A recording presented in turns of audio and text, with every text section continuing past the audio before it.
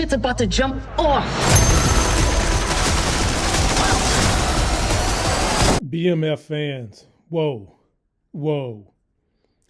This definitely felt like a mid-season break type of episode. This episode was a roller coaster ride, up, down, left, right, deaths. I'll even quote you what the writer said. Writer said, this felt like, if you're a Game of Thrones fan, a mismatch of the Red Wedding mixed with the Battle of the Bastards. And my quote was, the only thing you was missing was guns.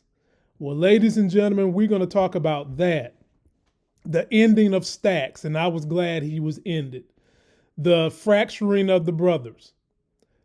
The death of Kevin. All that for BMF Season 3, Episode 5, Battle of Techwood starts right now. I'm up early for the dealers come out. Everybody is outside till the killers come out. You ain't eating, you just act full. I'm impactful. Dozen funerals in a month. I got that pull. I will give it to niggas in all rap forms. Ignatius out right now on all platforms. What's going on, crew? You're in the building with the all knowing, all loving, all feeling, all seeing, all powerful. Just damn all everything. Sexy as hell host of this channel. That's me, Lamont Tyson. Please subscribe to this channel, ladies and gentlemen. Download the podcast. Follow me on TikTok, Life Gains 1. And let's start this thing out by talking about the writer of this episode. Mike Lee, ladies and gentlemen. He wrote this episode, and if you paid attention to his Easter eggs, he sprinkled little Easter eggs such as this. Pictures of the Techwood remnants from back in the day, letting you know that when we got to this episode entitled Battle of Techwood, it was going to be some mess. And just for you, the guys that don't want to wait throughout the whole episode, this episode is a 10 for me. And while I'm talking about the writer, Mike Lee, I'm explaining to you why it's a 10. Because yes, I am in writing. I'm doing some writing myself, but I'm also still just a fan of what plays out on the screen. And sometimes those two things don't play out properly. The writing could be good, but the storytelling on screen might not be good. In this situation, ladies and gentlemen, everything was perfect. The writing was great. The storytelling was good. What they did to make his writing better, they accentuated different parts of the story with the camera angles, with the music of the score, with the wardrobe, with the violence, with the action, to make this thing a bloody mess. And Mike Lee, shouts go out to you, my brother, for great writing, great storytelling, and the whole team for pulling this thing together in a well-done manner. BMF always starts out by giving us a quote from one of the brothers. This one comes from Big Meech. When it comes to anyone violating me, my name, or anything associated with me, I'm going to lead by example and get in the field and put in all the work necessary to protect my name, empire, and family. And we've been seeing Meech do that the whole entire season, every season that we've had this show. And then we catch them in the club, Platinum. And I love that T was in town with them. And they're here just chopping it up with Loco. And Meech is basically letting Loco know, this is my brother. I'm sorry for the way he came off at you wrong in the beginning. And we know if Loco don't like you, he ain't going to deal with you because he still ain't dealing with Stax. Apparently, he's cool with the brother. And they drop on Loco that, you know, they're going to take their business to St. Louis. And then we get this punk-ass Stax, which I've been telling y'all from day one. He was a mole. You couldn't trust him. And when are y'all going to finally trust Lamont Tyson's writing acumen, okay? He pulls up in here, set shit up with Remy, make it look like Remy is up to no good. He getting danced on. And have we had any episode where Meech ain't punched somebody? I mean, goddamn, Meech. If it's a club and Meech is there, there's going to be a fight. So he goes over there and he steals the hell out of Remy. Just beat his ass, just wearing him out like Mike Tyson in his prime. Then they all just casually just walk out the damn club like it ain't nothing. You know, like, okay, you know, I done whooped the ass today. I went stone cold. I'm going to get out the club. And as the fellas get out the club, I see the box of Mac Attack with his Rolls Royce, ladies and gentlemen. And his Rolls Royce is decked out with security doors and special locking keys behind chairs. Y'all know this is an Easter egg. Mike Lee, you ain't slick. Obviously, they're paralleling the way the real life BMF story went down, as we all know pretty well that they had a little car business where they would put things in places that most cars didn't have places. And all they're doing is showing you how that's going to happen. Mac Attack mentioned that he's got some people down in Miami that fix cars up for celebrities, that type thing. So we're starting to see the beginnings of that. And as they're looking at Mac Attack's car and how he's able to hide and sell things, shots are fired. Shots fired. And my man Diesel from Detroit is dead. Damn. And of course, everybody's thinking it's Remy, except for me, because y'all know I have had heat for Stax the whole season, never trusted his ass, nor Greenie. And I know that this didn't have nothing to do with Remy. I knew this was all Stax. So everybody's back at the crib. Meech is upset. He wants some vengeance. He's blaming this on Remy. And now, finally, the face of, let's take a pause and think about this, is T. T is jumping in here like, Meech, yo, pump your brakes, yo. Let's make sure everything's kosher. Meech is like, nah, dog. As a matter of fact, we ain't even going to move on St. Louis right now. I'm so mad. And T is the voice of reason, whereas he's been most of the time the voice of Markeisha. But this instance, while he's in Atlanta trying to, see what's going on with his brother, he's actually kind of outside looking in, and he's able to see things that Meech is not seeing right now. Not to mention, Stax is all up in Meech's ear, just pumping his brain full of gas, trying to set this thing up to make it happen. We'll get back to that in a minute. Let's go on over here to Charles Flannery. And I'm going to just cover his whole story from jump. So right now, he's with one of the chicks from the church that used to do music, and he's trying everything to get back with Lucille. All right. So he's trying to make a track, and he's got the lady over here helping him get the track together. And who's in here looking at all this shit? The nosy ass cousin. Lord have mercy. It's always one of them. One of them that see everything backwards.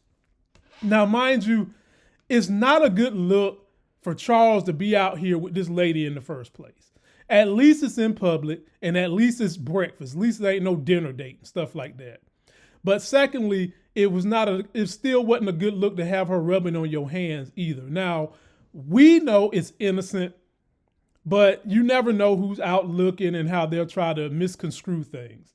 And along the way, while this is going on and he's trying to get his lady back, Lucille is offered a job by the people at the new church. Now, I want y'all to just let me know how y'all feel about that. Me personally, I feel like that new church, they just trying to use her. They are. Because she brought in the biggest donation they've ever had from Dr. Thunder from Down Under, Maurice. Biggest donation they've ever had. And I'm probably sure they thinking that, we hire her, she's going to be bringing in more donations like that. So she says she's going to pray on it and think about it. And we'll see where those prayers lead her. I wouldn't really be dealing with that church like that. Not like that. I would still just volunteer a little longer to see how things go. And then cousin run up in the house telling her, pack your shit. We need to get up out of here. That Chucky been down there, Bucky, messing around with another woman and got her all hot and bothered and mad and upset. And when Charles finally come home, she got her damn Barry Bonds baseball bat out on my man. Like she about to hit a damn home run on Chuck. And Chuck basically had to talk her off the ledge. Like, look, baby, it was not like that. It was with one of the old church members. I made a video and a tape for you. And he started singing to her. She let her guard down slowly and softly. Then all of a sudden, you just heard the thud of the bat hit the ground because she was feeling what that man was saying. She was able to cut through the minutia of what the cousin was saying to hear his music and ultimately invite his ass upstairs. And I was saying to myself, Chuck, if she let you get in them panty drawers, you better not go up in them drawers with Mjolnir. Okay, this is not no Mjolnir situation. You need to bring the hammer known as Stormbreaker to get in them draws. You need a hammer that can traverse time and space. You don't need little Mjolnir. You need to go put that hammer down with Stormbreaker, give her the kind of orgasm that makes her feel like her body has traversed space and time itself. And ladies and gentlemen, what did he do? He got up in them panty drawers with fucking Mjolnir. Okay? And why do I say that? Because yeah, he did a good job. She enjoyed it. But the minute he left the room, her ass is looking at a business card, a Dr. Maurice Thunder from Down Under. Damn, Chuck. Oh, Lord, Chuck. The writers set you up just right. They had you on a roller coaster ride of torment. They made it seem like you were still kind of doing the wrong thing in her mind. And then you was able to sing her out of her drawers. And instead of getting the right equipment, instead of coming in there with Stormbreaker, you went in there with Mjolnir. Now, obviously, you put the hammer down good because she enjoyed it so much she let you get back in. And she let you get it again. But you ain't do a good enough job that you fucked the taste of Maurice out of her mouth because she's still holding on to his business card. So post your comments on that situation. I think that is going to be pretty much the end of their relationship. I think they finally going to end on good terms, which is fine. I would like to see them end on good terms. Coach Cop is let out of jail. And who's there to pick him up? Henry's terrible ass henchman. Now, you know that this had to be a situation where we've got the dumbest of dummies dealing with a situation. It's two of these clowns. Obviously, we, the viewing fans, see that they trying to take him out. Why not just take his ass out the minute you pull out the prison? Why do we have to go through all these dramatics of dude looking stupid as hell in the back? Like, this is the face of somebody you don't let do a job for you. That's the face of stupidity. That's the face of I can't get nothing done. And ladies and gentlemen, after all that, he's able to lure these two buffoons enough to fall and escape out the damn car. Now, Coach Cop is tough now, and I think they display how tough Coach Cop is. But I think they also display just how buffoonery Henry's men are, which is a measure of her leadership. She's a buffoon too. And these buffoons let Coach Cop out. Like, you had one job. One of y'all was sitting back there with a damn butter knife. That's part of the problem. Where was the gun? Why are you back there trying to take him out with that fucking butter knife? Dude, get the gun. Don't just, the minute you get around the corner from the police station, take him out. But, you know, they had to let us know just how sucky Henry is and her men are. And that's what happens. And then after that, these men go back to Henry's shop. And Henry got that shit looking just like New Jack City. Women with nipples out, bellies out, thickness everywhere, just meat all over the place. You know, it's like, do I go in there and do drugs or do I do the women? And she's so mad at these henchmen that she want to fight. Now, this is just another, you're not ready to be the boss type move. That your ego is hitting you so hard that you got a chip on your shoulder because you are a woman in a man's game. That you feel the need to fight some of your henchmen. You're already running kind of thin. You're losing people left and right. And the way you're going to fix that is by fighting and then ultimately killing one of your dudes. Did that help you do anything? Did that help you? Like I said, Henry as a villain is not ready for prime time. She's making very, very stupid mistakes. And it's not going to help her get to where she needs to go. The only thing that she could do to be top dog is she would have to take out her daddy, and just the way she keeps dropping the ball, she ain't ready for that. We get back to the crib. T expresses his concern for Stax because Stax was supposed to show up to the gun range and he didn't show up. So T is kind of feeling like loco. I don't think we can trust this cat, right? And Meech let him know, look, I've been had eyes on this buffoon. I don't really trust him either. And then homegirl come in and let her know that it was Stax that set up the whole thing at the club. It was Stax that killed Diesel. It wasn't Remy. It was Stax that set that shit up with MKs. And Meech was like, all right, well, you know what?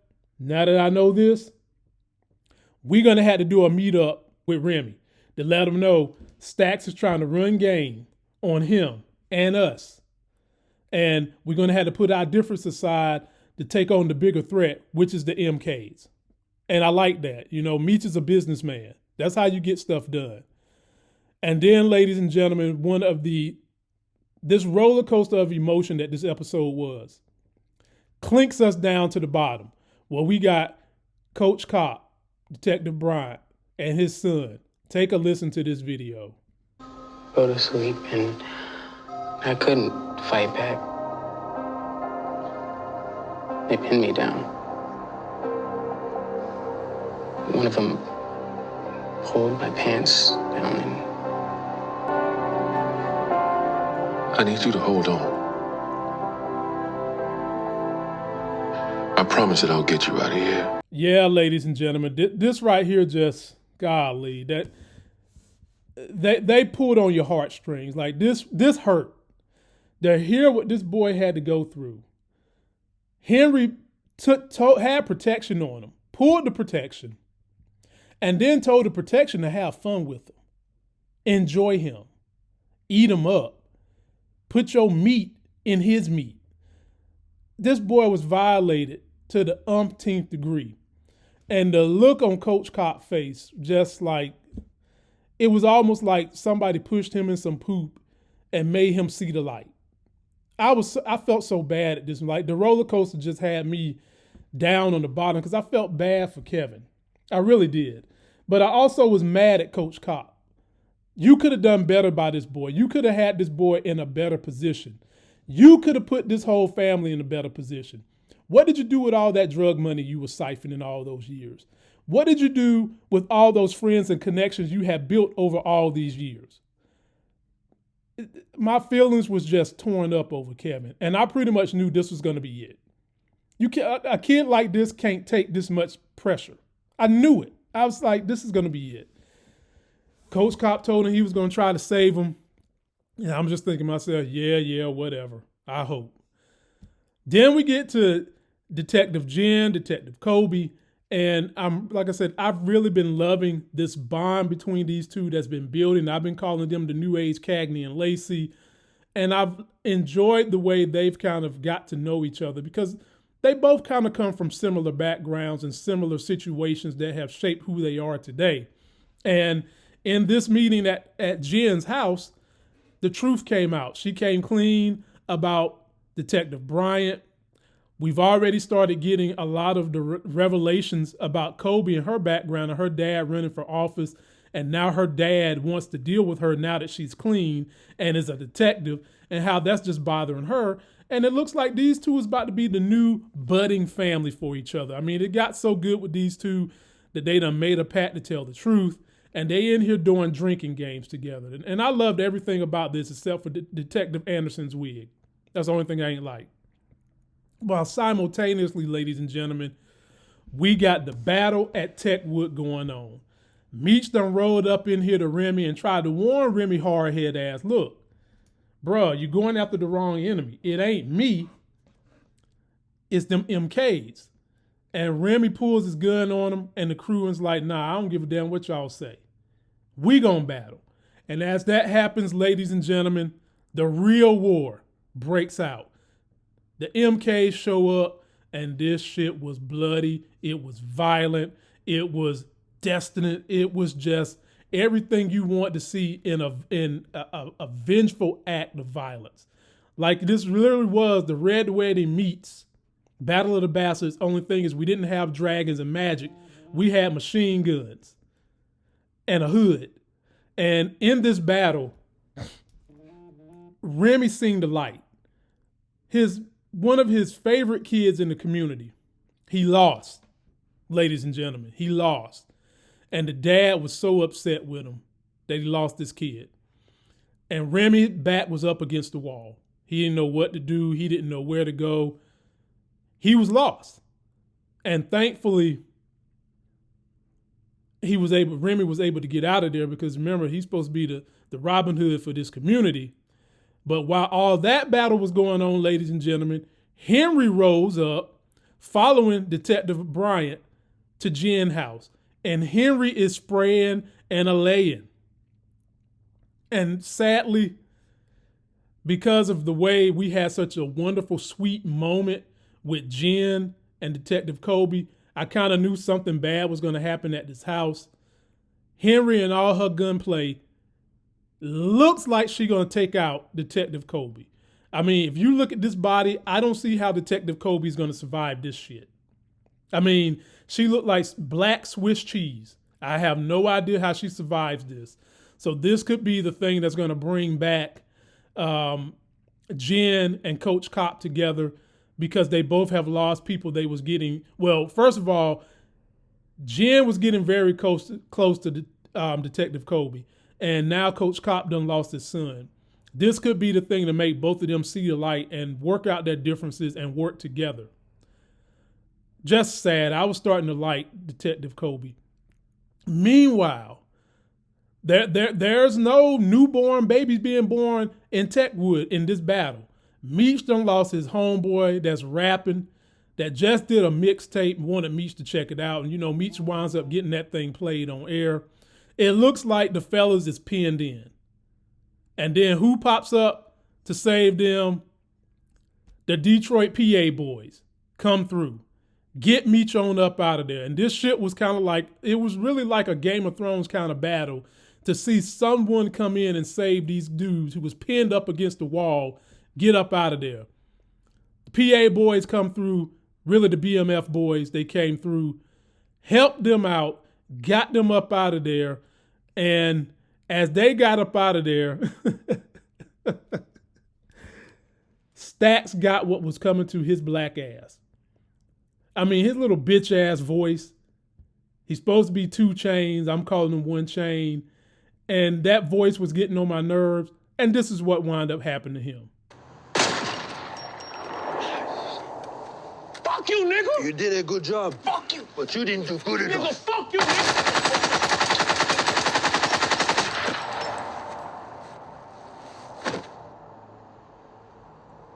Got that ass killed, ladies and gentlemen. That's the end of Stax. Thank goodness. But not only was that the end of Stax, ladies and gentlemen, Coach Cop, Detective Bryant, got called in. Son laying on the table, dead. He committed suicide, ladies and gentlemen. And in the end, he said he loved his dad. Man,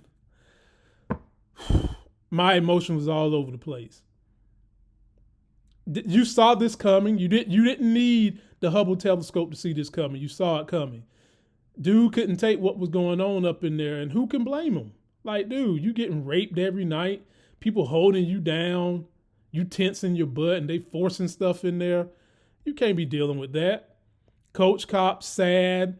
It's a little late to be sad now. You should have been working on this a long time ago. But then you got to contend with all the bodies that BMF and the crew lost. They lost bodies too. And it's to a point now where Meech is just like, T, I can't go back to Detroit. I got me a new family here and I'm going to try to help them out. T is a little off-putting because he wants him to come back. The PA boys, might as well call them the BMF boys, let Meech know we're going to always have your back. We're going to always go to war with you anywhere you want to go. Anywhere, we got your back. And they leave, and eventually T realizes, look, man, I'm going to have to go handle my business back in the D, even though I would love to have my big brother with me to take on Henry. I'm going to have to do this on my own and know that we still brothers from afar. And ladies and gentlemen, it went off with Meech looking at his brother walk out to go handle his business in the D while Meech creates his new family in the A. Wow. Mike, 10 out of 10, brother. Music, score, visuals, everything that makes what you write on paper the foundation of the story grow. You took that foundation and made it a castle by putting all the other ancillary parts together. And for that, you get a 10 out of 10 for me. What an episode. Please post me all your comments. Are y'all ready to finally rock with your boy? When I tell you, when I see things early on in seasons, I told y'all Stax was a crook. I told y'all Meech was going to wind up working with Remy. Go ahead and put me on that writing team, ladies and gentlemen. Somebody gonna have to let me in sooner or later. I will be back this week to probably do a trailer breakdown. I didn't get a chance to do one last week. And I will be getting a review up for the new Godzilla King Kong movie. But go ahead and sit your butt down and get some rest from this wild episode. That's going to do it. And until that next Sexy as Hell video, I'll see you.